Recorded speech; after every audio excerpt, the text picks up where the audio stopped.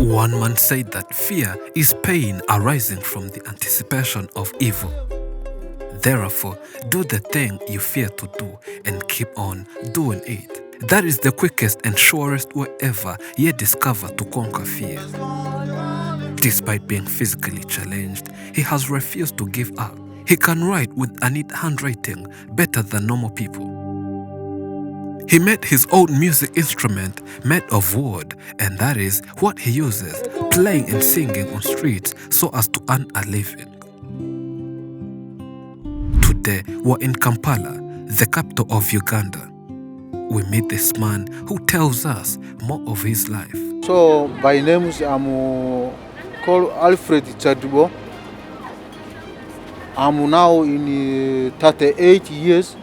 38-year-old Alfred was born in a family where everyone was normal, but he was so unfortunate to find himself physically impaired. His limbs are not that strong that they hardly do something. He has small arms that are so weak, and his feet are also deformed. And this was always a barrier for him since young, but he learned how to adapt and survive despite having and living with such physical abnormality. Because that is how he was born, he was not even taken to hospitals since parents could think that doctors would not help anything on the man's disability, and he remained like this, struggling with life. Because I can write the notes or everything. Yes. You can write? Yes, I can write. Alfred says he was lucky that he went to school, as he's one of a few siblings in the family who managed to go to school. It was not easy to a person like him who had such a physical deformity. He struggled with holding a pen and write with his feet, but later mastered and has his own technique where he uses his foot. As time went by, he adapted and got used to writing and now has a very neat handwriting, better than most people with well-functioning hands. Praise God, hallelujah, praise God, amen. He grew up into a man, but life in general was not always easy, mainly due to his physical condition. At some point, he was denied some job opportunities, not because he was not able, but only because of being physically challenged. Because for me, God is giving me talent. I'm just playing that instrument to survive. He took some time thinking of what he could do so as to earn money and realized that he had some hidden talent within him that he was not putting to use, and that was singing and playing this music instrument. He then took some pieces of wood together with some strings and created what looks like a saxophone, which is good at playing, and whenever he plays it, people gather around and listen to his relaxing music so as to relieve the stress. Those who enjoy his music even come close and sing with him. A few who have money do have to help him with some coins. And from there, that's what he does for a living. And it prevents him from begging, but rather helps him to pay his bills and survive in general. Though he's not earning much money from streets, but that's his profession, and he has been doing this for ages. He tells people not to worry because of how they were born, but find whatever they can do and use it to generate money.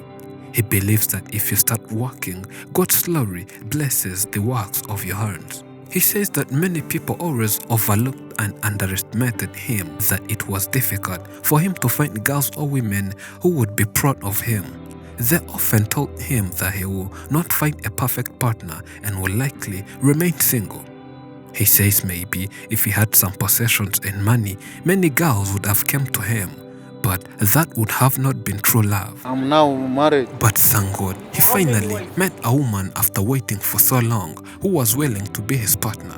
I have 4 kids. They fell in love, got married, and started living together, sharing everything. And in the process, they have produced 4 children together. His wife and 4 children live in the village where life is way easier.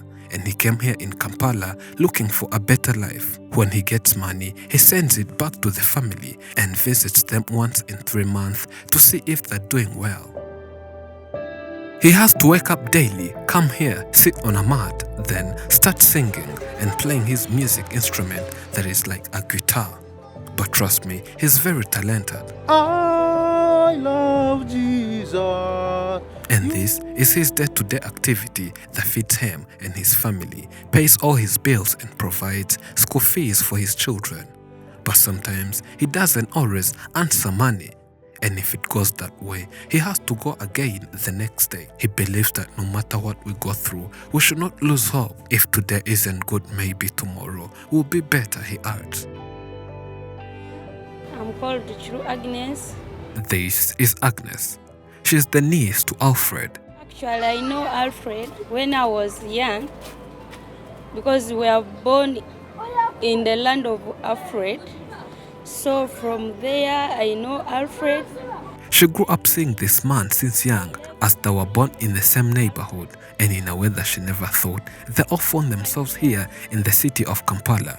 And from that day, she decided to be by his side and take care of him. She vowed to always help him and they live together. She's the one who prepares and cooks food for him and even feed him since Alfred's limbs don't function as they're supposed to be. Actually, it is not difficult for me.